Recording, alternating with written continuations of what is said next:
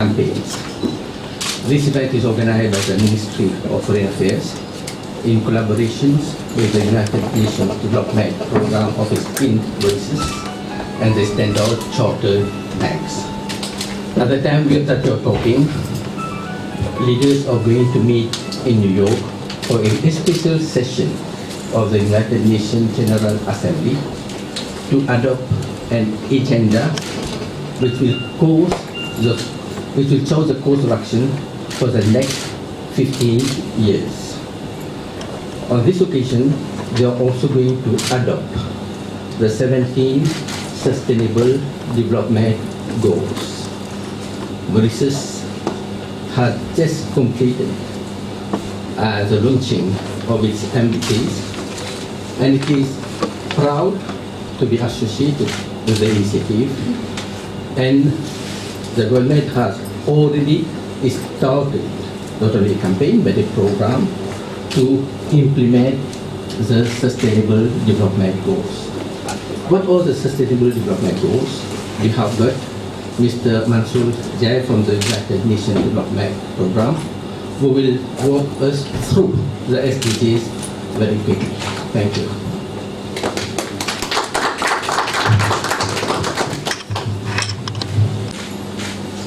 Dear colleagues and participants, I have the pleasure and honor to give you a brief presentation of the Sustainable Development Goals.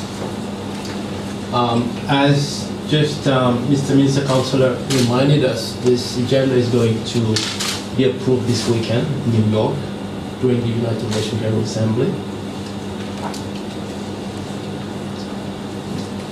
Let me just come back quickly on the context. What are the SDGs? First information is that the MDGs will be phased out starting January 2016, meaning that we have to proceed with the shift from the MDGs to the SDGs. Now, 5 fundamental differences between the two agendas, the SDG and the MDG. The first key difference is that the SDG agenda has a much wider scope. It has been built using the MDG agenda and adding on top of it areas which have been assessed either as being not properly addressed or not addressed at all. And those areas includes, notably, environmental sustainability, more specifically issues related to oceans, which are very relevant to countries like Mauritius. Also areas like governance and security, which were not part of the MDGs, are now part of the SDGs.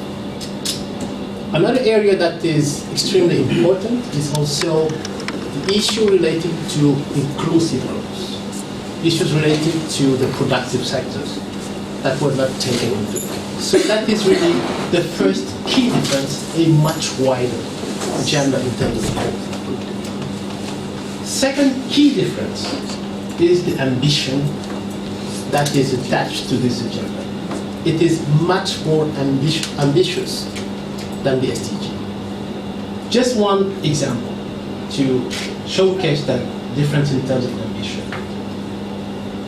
In the SDG agenda, we now talk of eradicating poverty. We need no poverty.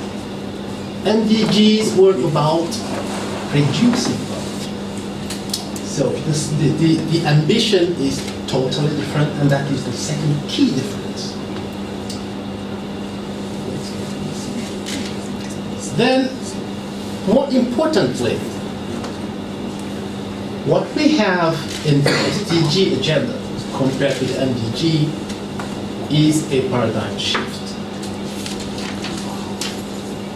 The MDGs were sought as an agenda by which developing countries would endeavor to address the root causes of their challenges, while the international community would provide resources and opportunity through MDG weight to help them fund the gap. It was basically a funding gap model. You don't have enough means to implement. We will support you implement, but you do it. Basically, that was the model.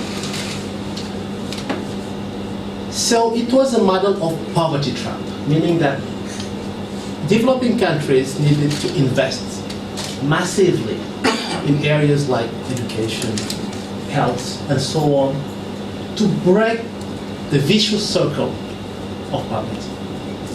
What we have now is that goals are universal. They are for all countries. It's not about developing countries. And the reason is, it has been noticed that throughout the world, the kind of challenges that countries are being experienced are quite similar. Issues related to exclusion, issues related to social issues are found everywhere now, not only in developing countries, but also in the developed world. So this is now a universal agenda. What it implies is two other issues. First, aid, which was the key input from the developed world during the MDG agenda, is now just used as catalytic resources, meaning that countries would now have to rely more on domestic resource mobilization, including a broader and more committed engagement of the private sector. And I'm just happy to see that some Standard Bank is around, so this will be definitely showcasing how this is important. Aid will not cover more than 1/20th of the cost of the agenda. So ODA just cannot fund this agenda. The private sector has to be more committed. What it also means is that all available resources has to be aligned on this agenda to make it work.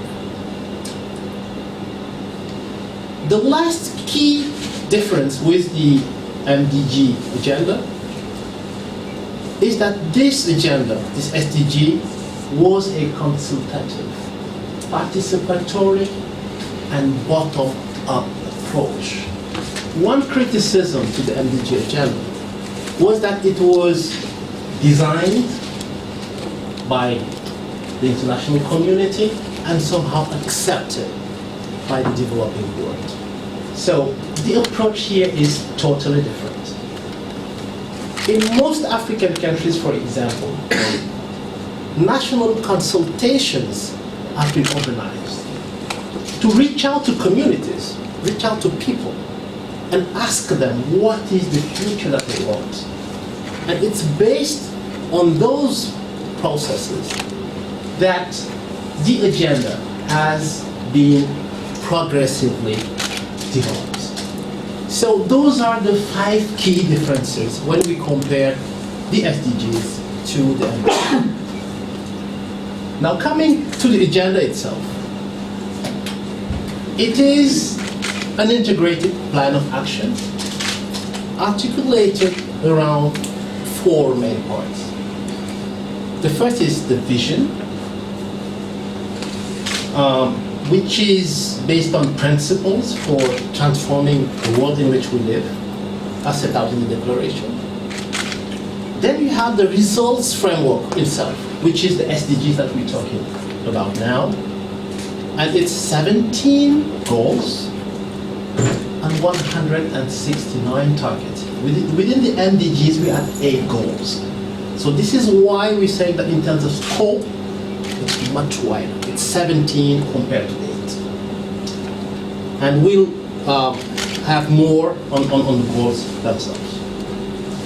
Then the next building block is the implementation side. And this implementation side showcases or emphasizes one very important aspect, which is the one of integration. This agenda clearly indicates the need to go beyond silos. What is needed is an integrated approach to development. For instance, in the MDGs, the kind of question we could ask are, what are the goals that are lagging? What are the gaps? And how can we fill those gaps? That was about what the MDG acceleration framework was. I don't know whether you had one in Mauritius, but basically that was it. What are the gaps and how can we fill them? Because during the MDG agenda, goals were mutually supportive. Meaning if you have progress in education, then you expect progress in poverty and health and so on. But within this agenda, goals are not mutually supportive. And the reason is because environmental sustainability, growth sustainability, has a more important aspect in all this agenda. So the kind of questions that we need to ask are, what are the actions that can take us more quickly across a broader range of interlinked goals? So the mechanics, the dynamics behind it is a bit more complex, but of course, if achieved, will be much more fulfilling. And the last one will be follow-up. This is basically monitoring and evaluation and review. Now the results framework. Key messages in the results framework are the following. First, countries will have to choose. The idea is not to apply the whole set of 17 goals. Depending on the context of the countries, each country will have to put priority on some goals and try and achieve them. So that is the first part of it. Second, each government also will have to see and define how those goals will be incorporated into national planning processes, policies, and strategies. And the last key principle is to leave no one behind. And that is probably the most difficult part. It is about going the extra mile. That's the last mile challenge. How to reach out to the poorest of the population. And that is not just about providing services. More often it is about understanding the drivers of political and social exclusion. So that one is more difficult, but this is the ambition that the head of states and government have decided to pursue. One last aspect in terms of the result framework is the need to have risk-informed development. What this means is that development is not a steady process. You can have conflicts, you can have natural hazards, all sorts of things that can disrupt the system, and that need to be taken into account right from the start and integrated in national development policies. So these are the SDGs. I guess you already have them on the wall. It's about ending poverty, zero hunger, good health, quality of education, gender equality, clean water and sanitation. Then you have, of course, clean energy, decent work, and economic growth. That is new. You also have industry, innovation, and infrastructure. That also is an addition. Then you have to reduce inequalities, sustainable cities. That is new also. You have responsible consumption modes, climate action, life below water. That's the ocean agenda. Life on land, peace and justice, that's the governance agenda, and then partnership for the goals. Very quickly on the means of implementation, what is needed, like I said, is to make sure that we have an even broader partnership, ensuring that we mobilize adequate resources in order to fund the international development goals. In terms of domestic resource mobilization, the ideas right now are notably to widen the fiscal space, to tackle illicit financial flows, to put together sovereign bonds, and so on. So there are lots of ideas that are being put forward that can be used in order to fast track the implementation of the agenda. Yes. In terms of implementation, the UNDG, which is the UN system altogether, has developed a tool that is called MAPS. This tool will help roll out the agenda at national level. First part is mainstreaming, that's the M of the MAPS. This is about landing the SDG agenda at the national and local levels. Second part is acceleration, like I said, is to focus on priority areas. This is where countries have to choose which SDG they want to prioritize. And of course, through an integrated approach and looking at the bottlenecks.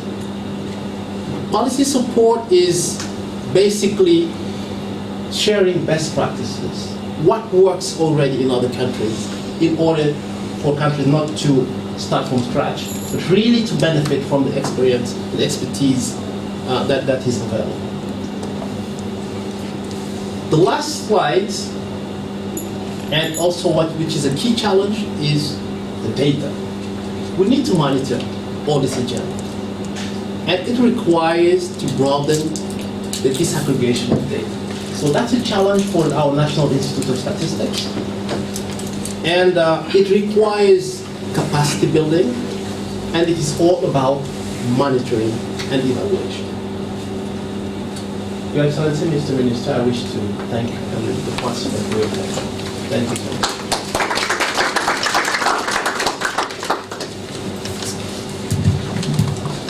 Thank you very much, Mr. Mansour.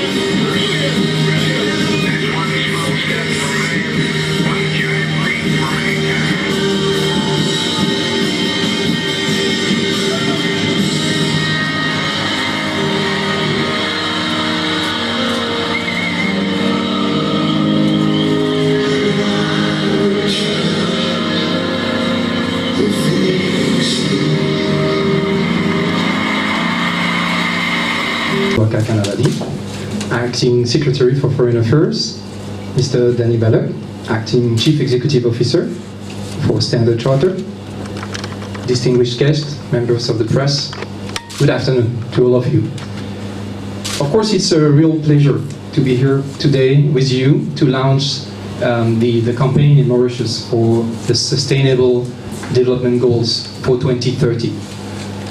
It is actually today a very exciting and decisive day across the globe, as the leaders of the world are gathering today in New York to sign and to officially adopt the Sustainable Development Goals. My colleague Mansour Diagne has already provided a clear overview of this 2030 agenda, global agenda for sustainable development. And we've seen how the new Sustainable Development Goals will frame this agenda and will, through specific, monitorable and precise targets, will help to achieve this vision of eradicating poverty, transforming people's lives, and also protecting the planet. However, I will just add 3 short remarks to this overall overview of the 2030 Global Development Agenda, if you will allow me. First remark. We should actually take these new global goals, which will be adopted today, for what they are, which is a call for action. As the video that we have just seen nicely illustrates, there is no point going halfway. So indeed, in this, the recent launch, you released, Minister, the National Millennium Development Goals Report 2015 Wednesday for Mauritius clearly showed there has been significant progress achieved through the MDG framework in Mauritius, but also across the globe. The, for example, the poverty, extreme poverty, has dropped more than half since 1990, which is a very, very significant achievement. But however, the job is unfinished for millions of people. And we need, actually, as also was just said, to go the last mile to actually fully eradicate poverty, but also achieve full gender equality, but as well as improving our health services and also avoiding adverse effects of climate change. So these calls for resources, but as well for adapting policies and approach. That's why we really need to take action.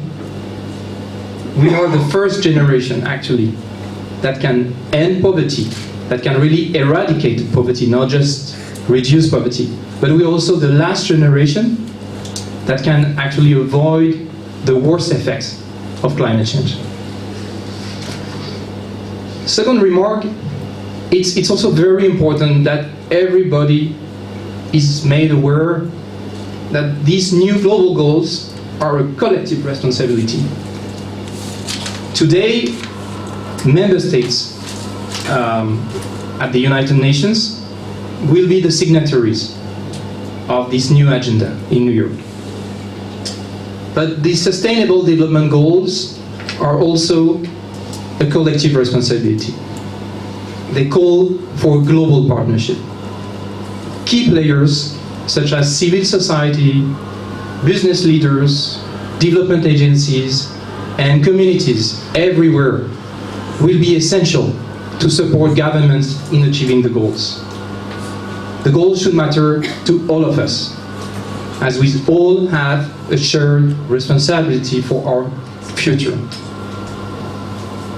And the third and final remark, I would like to reaffirm here the commitment of the United Nations system in Mauritius to work with government and with all stakeholders to achieve these new Sustainable Development Goals.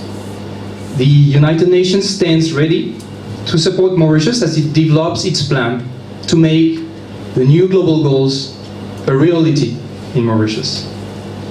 And I'm pleased, therefore, to announce that on Monday, the United Nations Development Programme, UNDP, in collaboration with the Ministry of Social Integration and Economic Empowerment, will organize a one-day event to promote even further the sustainable awareness on the Sustainable Development Goals, and also to initiate a wide consultation with a number of stakeholders. There will be representatives from civil society organizations, from the business community, from ministries, a consultation on the formulation of the Marshall Plan against poverty. So in line with the global agenda, which will be approved today by the leaders of the world, the UN agencies and programs in Mauritius will work closely with the governments and all stakeholders to achieve significant and lasting results, ensuring that no one is left behind. Thank you.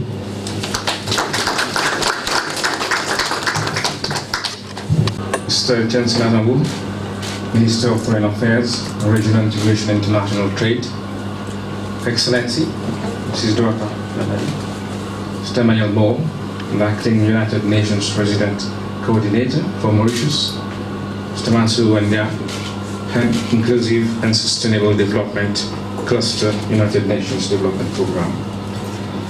Members of the media, the press, ladies and gentlemen.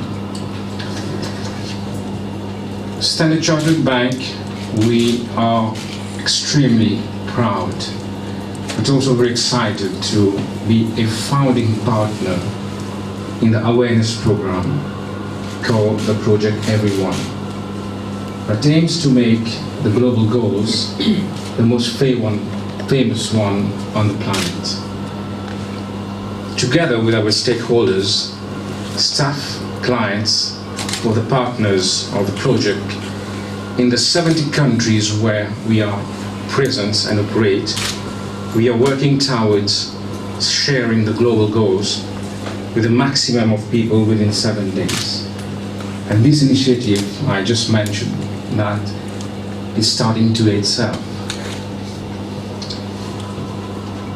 We believe that making the new goals as famous as possible, government, private sectors, civil society will feel even more responsible and more motivated towards making it a reality.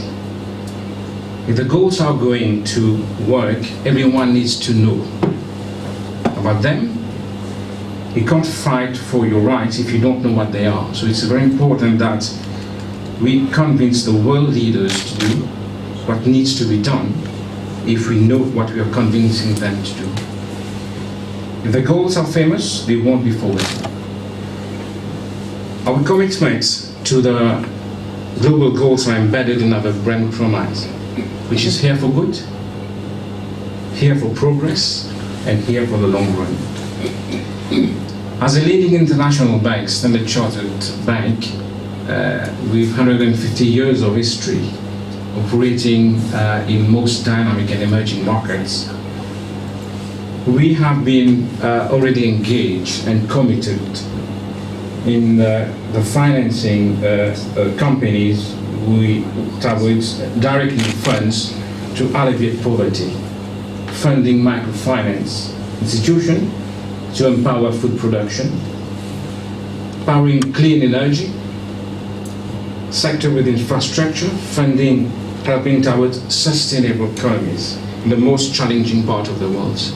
And being in these parts of the world where we had footprints for many years, we know the reality of this type of markets and this type of countries.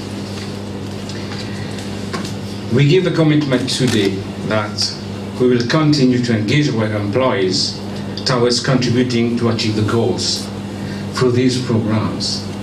We are today looking at partnering with various stakeholders to reach out to as many Mauritians as possible through different platforms of communication to make the goals famous. We have particularly focused on the media and its awareness, as we believe the media will play a critical and instrumental role in making the goals known to the population as a whole. We would like to highlight the efforts of those who have already taken the commitment to talk about the goals in the coming week.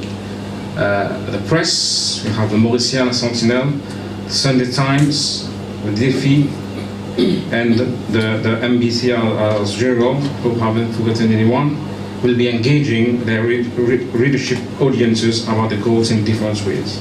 and I would like to express my sincere thanks to them.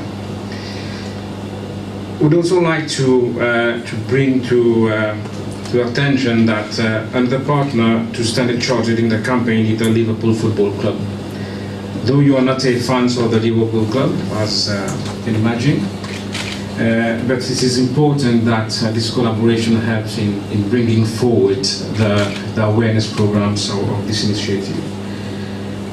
Liverpool has participated in the campaign in various ways. Forget about the results, but just see the impact we are doing on a more sustainable front. They have produced videos to engage various publics by going on the website globalgoals.org. You can see the fantastic leverage of Colo Toure's video, engaging the kids, the Dizzy Goal video, inviting all of us to create the buzz around the goals. And tomorrow, they will play a match against Aston Villa, and they will be swapping the Standard Chartered logo against the Global Goals one. So watch on the television tomorrow the impact that would make in terms of the visibility of this initiative. I don't know what the results will be, but just focus on the impact of this initiative. We're also taking the same step and using football to engage youngsters in Mauritius. Standard Chartered Football Academy, based in the north, will be playing a gala match to raise awareness about the global goals on Tuesday, 6 October. We recognize the campaign as an incredible opportunity to drive real change and improve the lives of people across the world. We are pleased to be part of the dialogue and awareness raising the global goals that will continue with the government.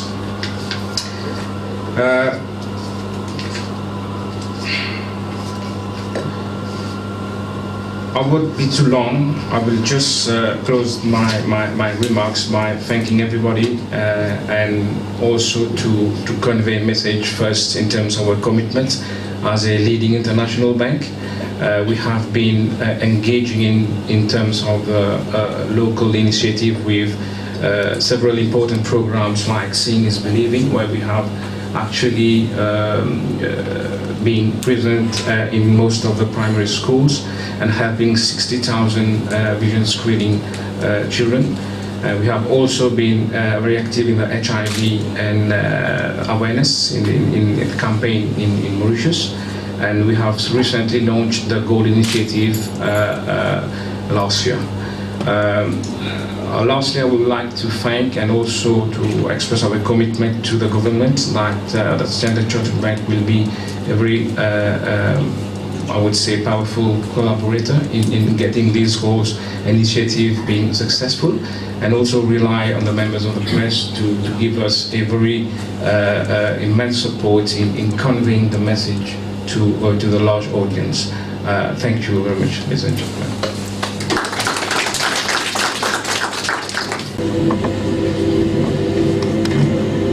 ผมชื่อเมฆฟ้าอายุ11 ขวบ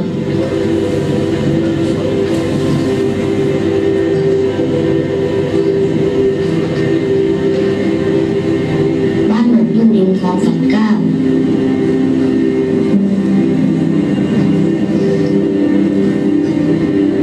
พ่อผมชื่อสิทธิ์แม่ผมชื่อแมวมันมีปลาทูของแม่อร่อยมากบ้านผมมีรถไฟด้วยมาที่กำหนดไม่ทัน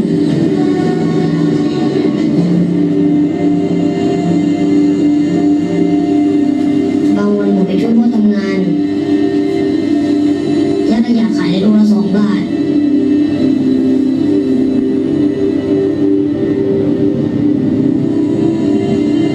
ทุกเสาร์อาทิตย์ผมได้ทำสิ่งที่ผมชอบที่สุด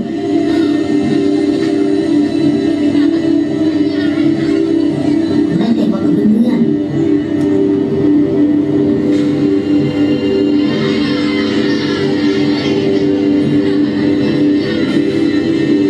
บางวันผมฝันว่าผมวิ่งบนสนามใหญ่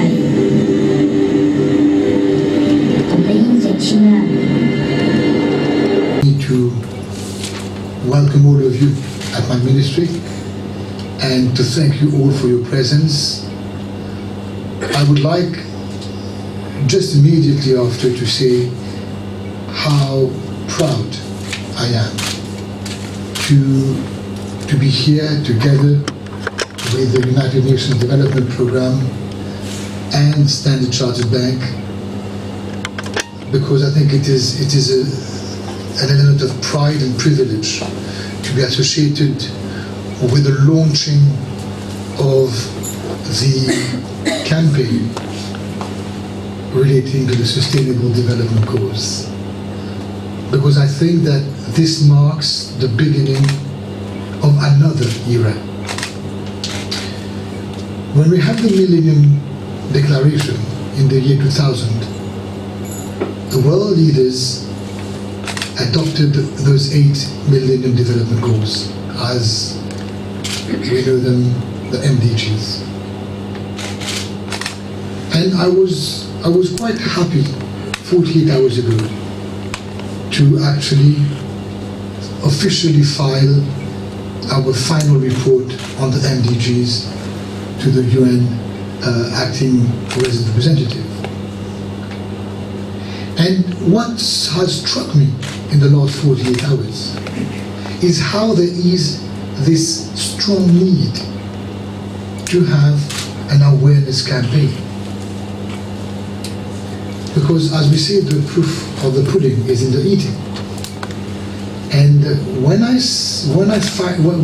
officially filed the final report of Mauritius, to the Republic of Mauritius, concerning the MDGs to the United Nations, in my discourse, I did refer to what is contained in page 18 of that MDG report, which is that absolute poverty, which is defined by the United Nations as being anyone earning less than $1.25 per day, that absolute poverty in Mauritius is less than 1%. In other words, that we have been able to tackle the problem of absolute poverty, which is now at less than 1%. And I was surprised.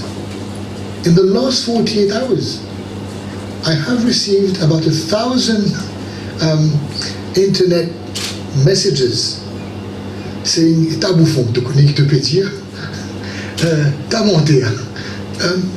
So it shows that we are not well informed.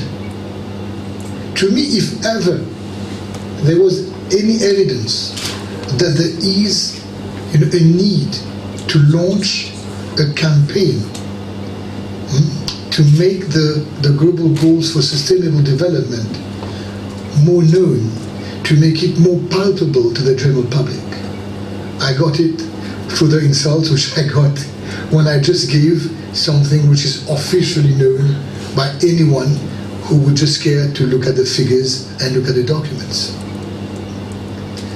The other thing which I think I would like to share with you is the realizations, which I think we have seen in one of the clips. In 15 years, from the year 2000 to the year 2015, 2,000 people more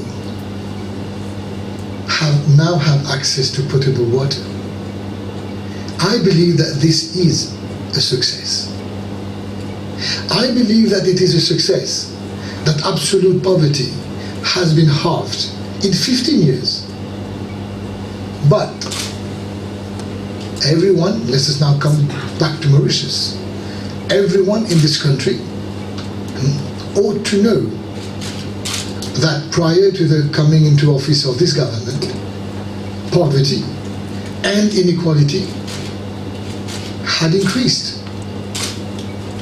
And one of the main gist of Vision 2030 is that this government has as one of its major objectives to reduce, if not eradicate, poverty. In fact, this is why the Prime Minister of this country has declared war on poverty and has stated openly, officially, and even at the National Assembly that we shall have a Marshall Plan against poverty. And I think it is good for everyone to know that goal number 1 of the Sustainable Development Goals is to end poverty in all its forms everywhere. So it seems that we have preceded the goals because we have already made it our motto, our main objective as regards the mandate of this government. I think the other thing, which this one I haven't seen while we were here in the last hour. Yes, we've seen that there are 17 goals. We know that there are 169 targets. What we haven't said, I think, is that there are 3 cornerstones. There are 3 pillars which actually underlie everything which is happening. The first one is social inclusion. The second one is economic development.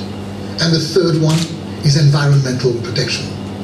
That is the 3 pillars which together constitute a definition of sustainable development. And if we bear those 3 pillars in mind, we will then be able to sort of encapsulate the spirit of the Sustainable Development Goals. Now, it so happens that I do not intend to stay too long because you've been here for an hour already, and I see that tea was prepared. I don't want it to get cold either. But one of the things which I think is very important when we speak of this campaign is that we are speaking of monitorable targets. We will not actually be staying in the vague, in conceptual terms, in generic terms. We are here speaking of monitorable targets. We have to, that is why I take with great interest one of the clips which spoke of the breaking of data. Because we need to be able to analyze the data, we need to be able to have tangible results. That is something which I believe the post-2015 development agenda will continue. The pre-2015, from 2000 to 2015, I think has given good results. But I think we will all agree, as an observation of the general nature, that there is always room for improvement.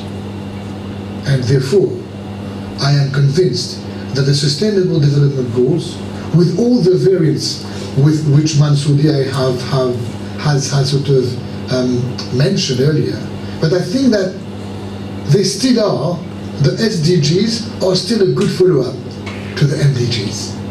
And they ought to be welcome because they constitute, in my view, the pathway to a better life for the majority of the people of the world. So with these few words, I will say it is great for my ministry and myself, gentlemen, to be associated with the campaign of the UNDP and Standard Chartered regarding the Sustainable Development Goals. Not only is it great to be associated with the campaign, we look forward to working with both of you as regards the implementation thereof, because we do agree that the implementation of the Sustainable Development Goals requires public-private participation together with this third element of the social policy aspect of the SDGs, which is this policy support of the overseas development agencies. With these few words, I thank you for your attention, and I think we can invite our guest to tea after that. Thank you.